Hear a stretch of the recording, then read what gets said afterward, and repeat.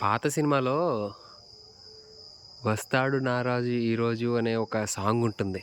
'వస్తాడు నారాజు ఈరోజు' అనే సాంగ్ అన్నమాట అది. అయితే దాంట్లో ఒక లిరిక్ అనమాట.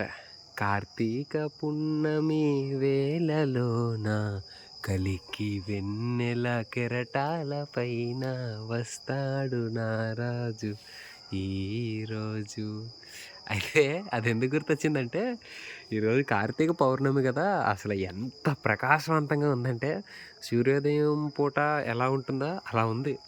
అమ్మ మాత్రం నిజంగా పౌర్ణమి వెలుగుని నేనింత హ్యాపీగా ఫీలయ్యే రోజేదైనా ఉంటే ఇదే. అంటే ఈ నా జీవితంలో ఇంత హ్యాపీగా ఫీలయిన రోజు ఇదొకటి మాత్రమే అనుకుంటున్నా.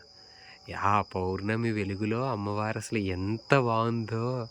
నిజంగా 'ఉద్యద్భాను సహస్రాభ' అంటాం గదా! ఉదయించే కోటి సూర్యుళ్ళ వెలుగు.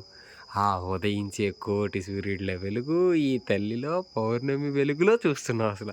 అద్భుతం గదా! ఇంకా కొంచెం అతిశయంగా చెప్పాలి అంటే, ఆ ఒక్క చంద్రుడికి వెలుగు ఈ తల్లి నుంచి వస్తుంది.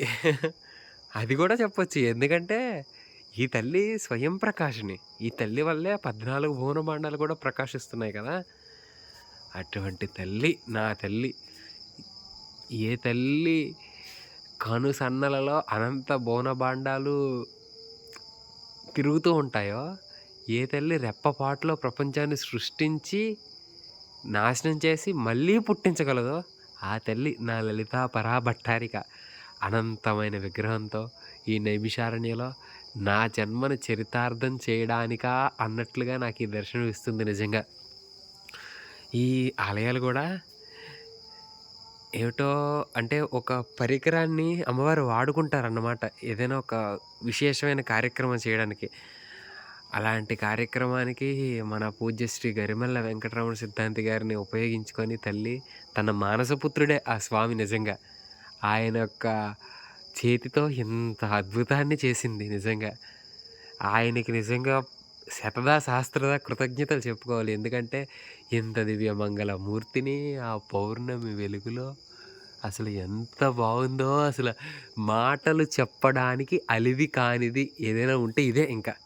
చూడండి మన అమ్మవారి యొక్క ఆలయాలు, దశమహావిద్యల యొక్క ఆలయాలు వెలుగులో ఎంత బాగున్నాయో! ఇంకింతకంటే ఏం చెప్పగలను నేను గొప్పగా అమ్మవారి గురించి? అసలు మాటలు సరిపోతాయా ఈ అందం చూస్తూ మాట్లాడడానికి?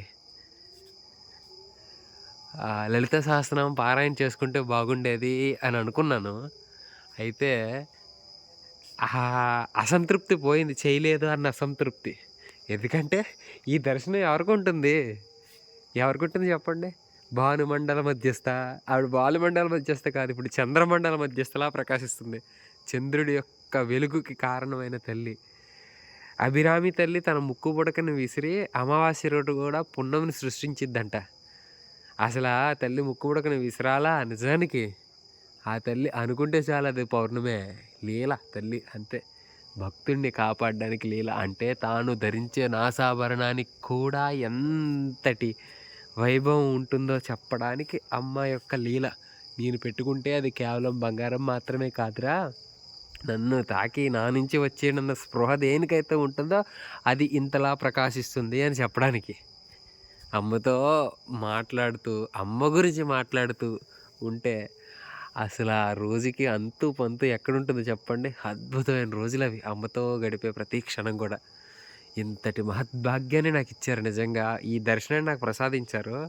ఎవరు మొట్టమొదటిగా అమ్మకి ధన్యవాదాలు. తదనంతరం ఇంతటి కార్యక్రమానికి ఒక రూపాన్ని తెచ్చినటువంటి రూపకర్త అయిన పూజ్య శ్రీ గరిమెళ్ళ వెంకటరమణ సిద్ధాంతి గారికి శతదా సహస్రదా పాదాభివందనాలు.